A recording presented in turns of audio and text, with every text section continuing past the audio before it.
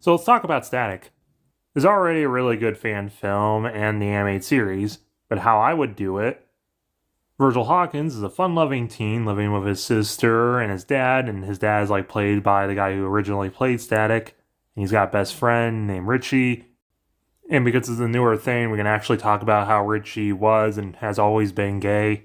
So he has a boyfriend named Derek who runs track, and Richie helps him with his math, and Richie's dad hates him. And they live in the city of Dakota in Nebraska, which is totally not like Chicago and Toledo. A diverse city of industry that all the jobs moved away and it's now a little worse. But Parris Island nuclear power plant reopened.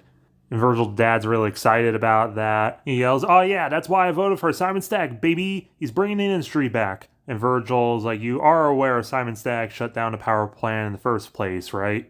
And focusing more on coal, which is a lot worse for the environment. His dad's all like, "Yeah, well now he's changed his mind, he's helping out the community, this is why I'm voting for him again. Now get your stuff and get your butt to school." And Virgil comedically shows up to class like very late. Then in the hallways, he's getting harassed by Francis Stone. Because he sees Virgil wearing a Malcolm X hat and he like slaps it off his head saying, "Come on, man, don't you know that Malcolm's far more racist than anything? That X should stand for Lex." And it goes a little like, The president said that immigration is poisoning the blood of America recently. Do you agree with that?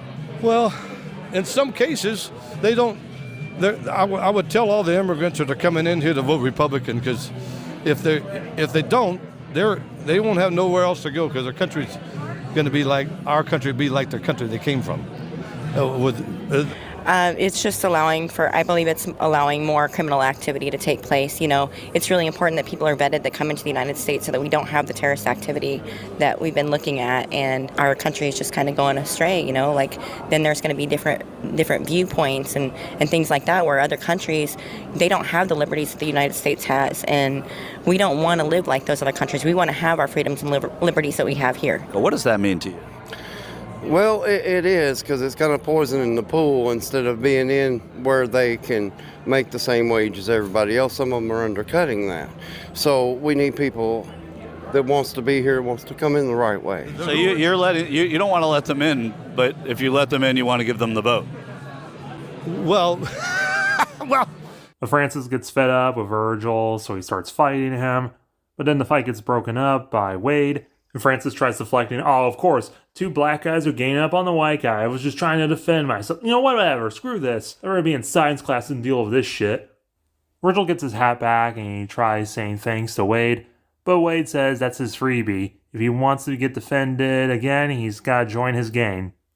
Virgil thinks nothing of it, but when he has to sneak away after school from Francis, he decides to join anyway. And at first, it's alright. He's getting defended from bullies. He can say all the smack he wants and no one will care because he's got people who will fight for him.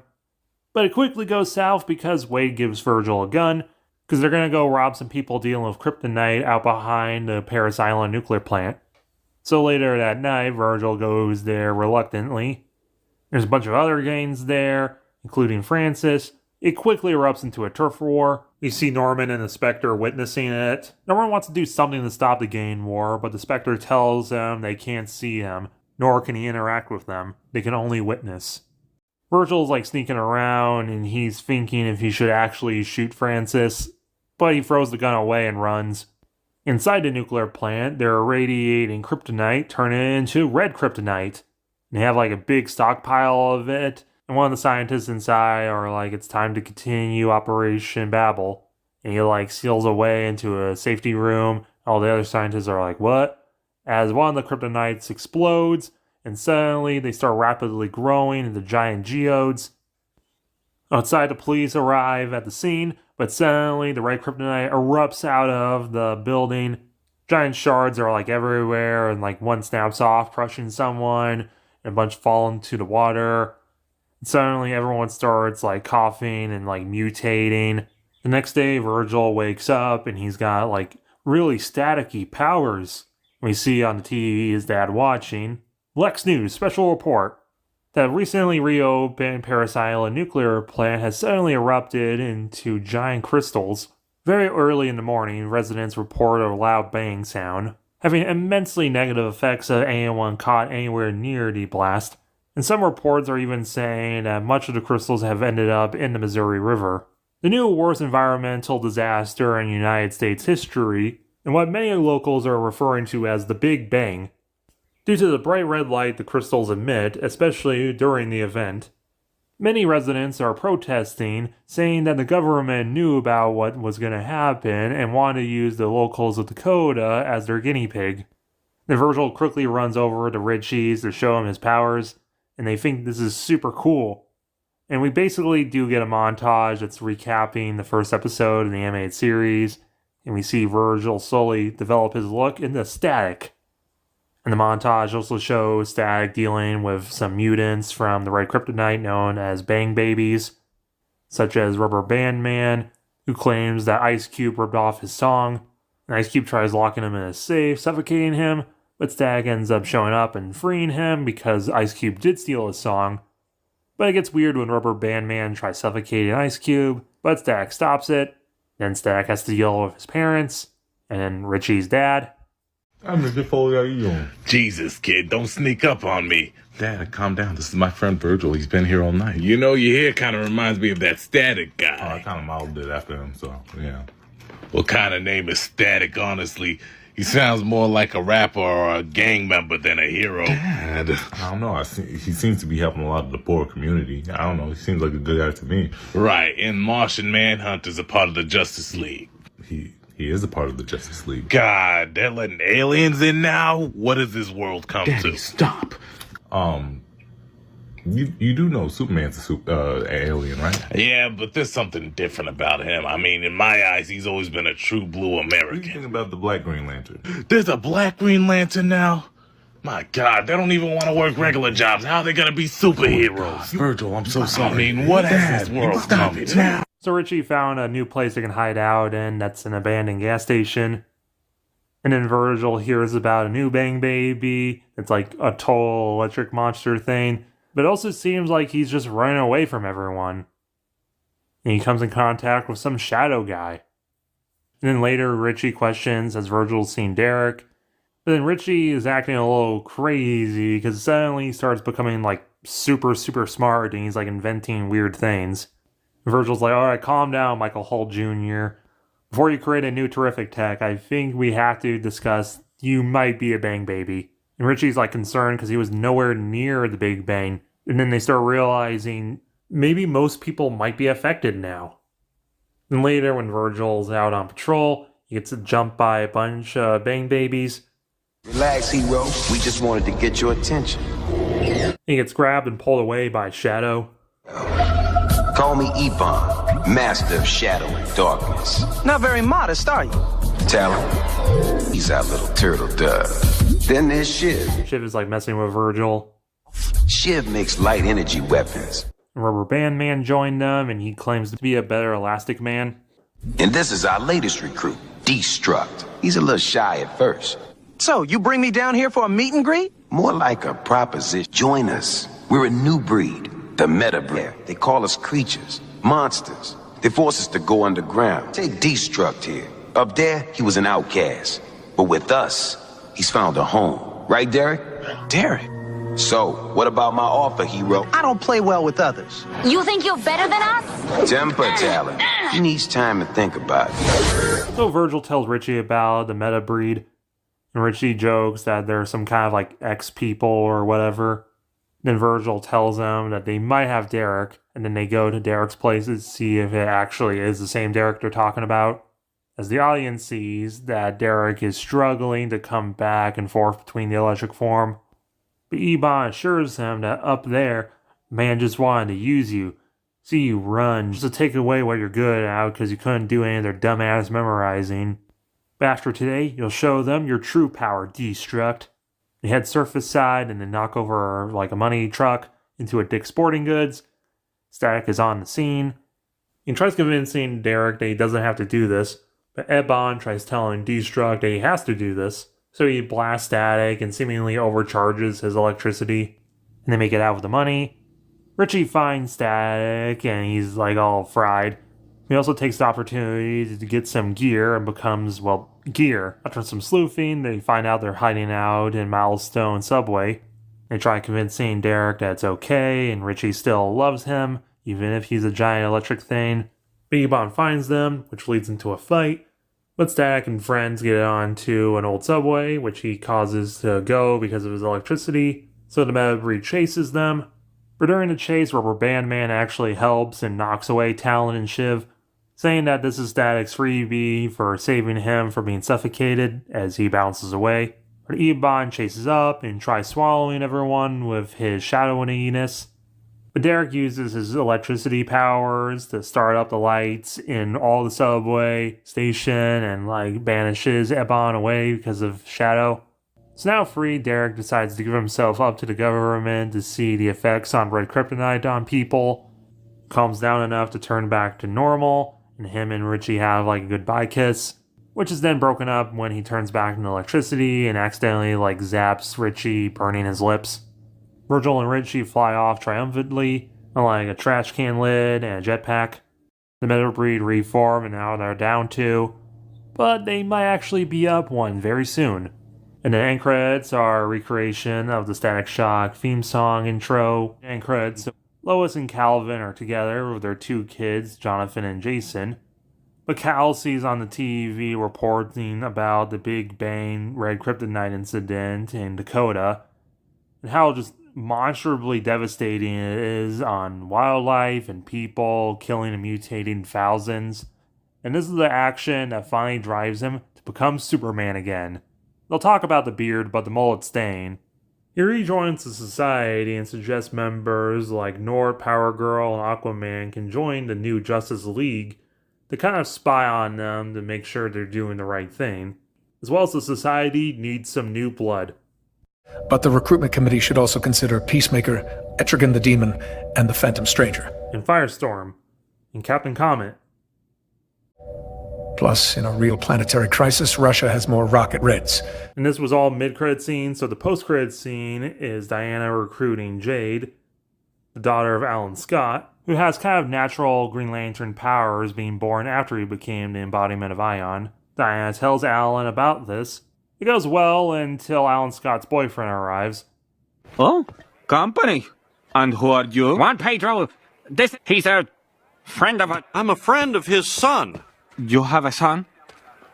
I asked you a question. Happened. I was married! Married! You lying snake! Oh, I was confused and it was a very painful time for me. And I want to share your pain, but you hide from me. Please. Please, Juan Pedro. Gentlemen. Zatanna. So Zatanna is a magician working in Vegas with her dad, Giovanni. And Giovanni is this world famous great magician. It seems like he has actual magic. But Zatanna is having trouble living up to his legacy. But someone gives her a little spell from a book claiming that it will be something amazing to show on stage. Zatanna is hesitant at first, but after one really big performance, she tries it out, and her dad disappears. And suddenly appears the Demons 3. And they taunt her that she locked away Fate in his helm. Can't believe you actually fell for that trick.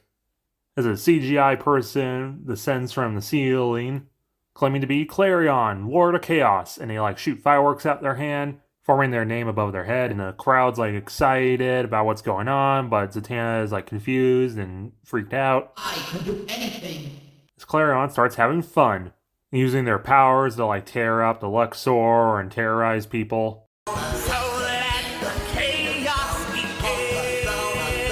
They're celebrating that Naboo's gone and they can finally enjoy themselves, all thanks to Zatanna.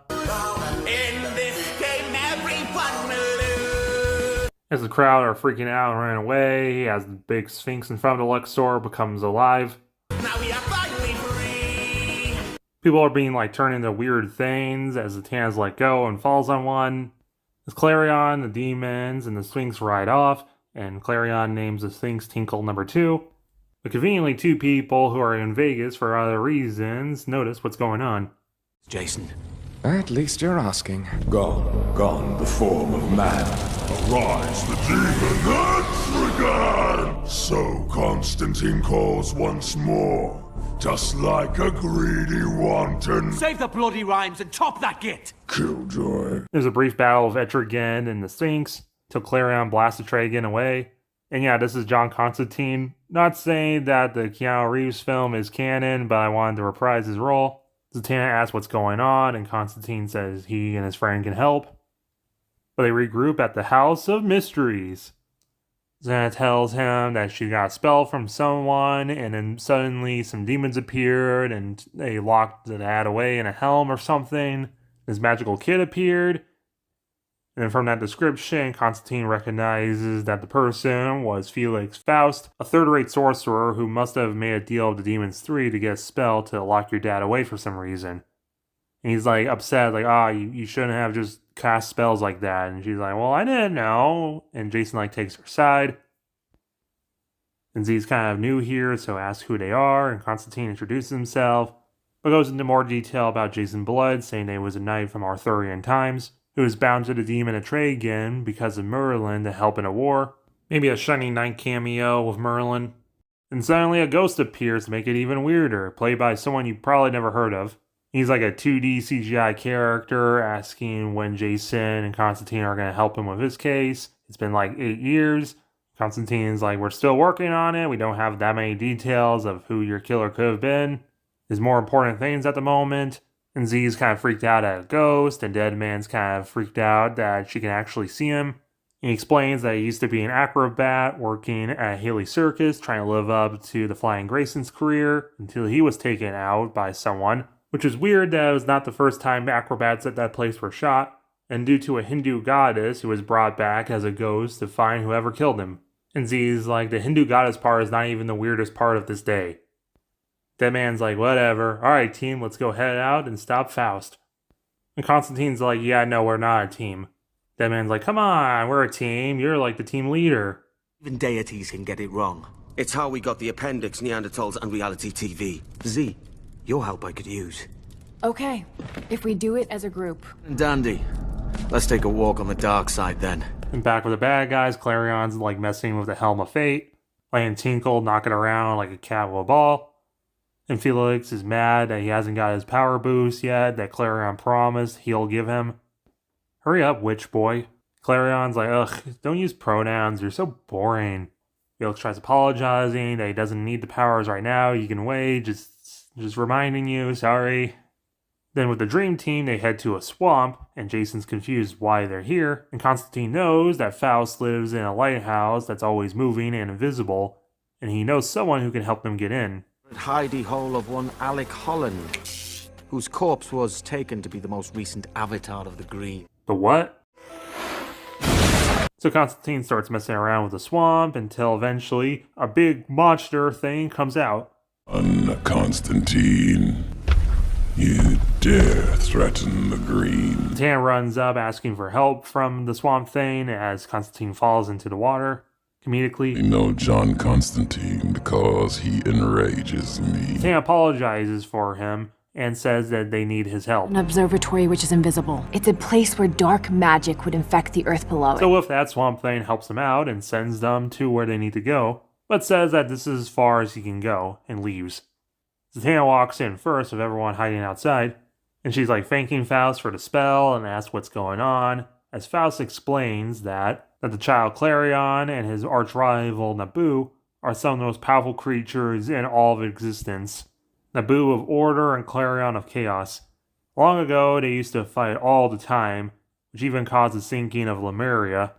They tried using champions to fight four of them, the Hawk and the Dove, until the two's reincarnation started working together, which angered Clarion so much he killed Nabu's physical form, and trapped him within the Helm of Fate. But some human found the helm and put it on, achieving the powers of Nabu, becoming known as Dr. Fate. Stopping Clarion so bad he refused to come back to Earth because of Fate. The very long lineage of Dr. Fate brings it to Giovanni Zatanna. And now that the current wielder of Fate is now trapped within the helm, no one can access the power so Clarion can run free. He's working with the Demons 3 so all of them can achieve even greater powers because of Clarion. And Faust was aware the whole time the guys were here. The rest of the team reveals themselves, so Faust summons some demons for them to fight, and there's some magic spells thrown around, and Constantine tries teaching Zatanna how to do it, and she picks up pretty quick as we zoom into the eye of the Helm of Fate. And thus a single champion was raised by order to battle chaos in all its forms. Why do you tell me what I already know? So that you may understand why there is as yet no need for us to act, until even the victor has been weakened by battle. Fate will step forward to bring order in the end. And Clarion's like floating around, having fun, laughing at everyone's fighting. He decides to help out the bad guys by merging Faust with the Demons 3 into Sabacc, which Klarion thinks is really cool. A lone warrior, capable of triumphing over any opposition. This has never been true. Nabu and Fate's host. Both are equally important. For if the host fails, so falls Fate. Honestly, do you think I would have survived these 10 years as your host and prisoner without my faith in a higher power? And the victories you so proudly cite, would they have come without allies such as the League? You view cooperation as chaos. It is only in the combined strengths of all these individuals that order may truly rise out of chaos. Know this on some level. Or why else would you have allowed Kent Nelson to push you into joining the Justice Society? Nabo, step back from the precipice of your own arrogance and heed the words of those who seek only to aid you. Start listening to my daughter. Meanwhile, with the team, they're having a real hard time dealing with Sabacc. He forms like a force field around him and heads out to like conquer the world or something. Klarion like floats down, bored that Sabacc is having all the fun. He like floats by Tinkle and like bads at Sabacc, so he just like starts attacking.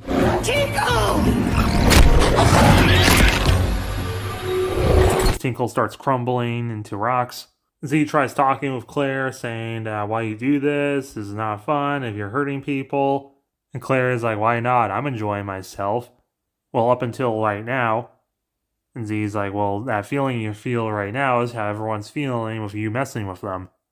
You can't just spread unordered chaos without having someone get hurt because of it. And you feel hurt because of a chaos you created, like your cat. And Clarion's like, I never thought of it that way. As the guys are trying to deal with Sabacc, but he's messing them up pretty bad. Even knocking the demon out of Jason. Suddenly Giovanni frees himself, becoming Dr. Fate. Zatanna screams Dad, just as he's trying to lock up Klarion, but then Z screams Dad in an like annoyed way, trying to explain that Clarion's just a kid who doesn't know any better. The two hug and like Fate takes off the restraints off Klarion. And Klarion like changes their outfit to resemble Zatanna's kind of. And they go to deal with Sabacc.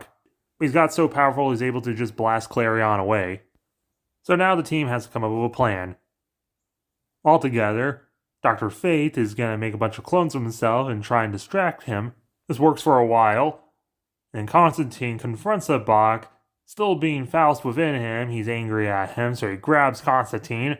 Just for psych, because Deadman's in him and he possesses the Faust part of Sabacc, causing him to freak for a bit until he expels him. That freak out gave Jason enough time to stab him in the back with Etrigan's sword. This entire time it was actually one big distraction so Zatanna and Dr. Fate can create a banishing spell for the Demons 3, turning him back into Faust, and then Klarion turns him into a cat, calling him Tinkle's number 3. And the day is saved, with Deadman claiming they're some kind of Justice League dark. Everyone thinks that's kind of dumb. And he's like, well, come on, we're all like dark aesthetic and stuff. Come on, it's not that dumb. But whatever. As John and Jason try teaching Klarion to stop being such a little turd burglar and repair things, continue working with Deadman. And Zatanna and Giovanni go back to performing in Vegas. And there's like a Penn and Teller cameo. And despite Zatanna and Dr. Fate using real magic, they think this looks like bullshit. And she wonders why she has such an easy time with magic. As Giovanni admits that she's a homo magi. You get that from your mother's side. You have a better time with magic than any other human. And credits is Abracadabra.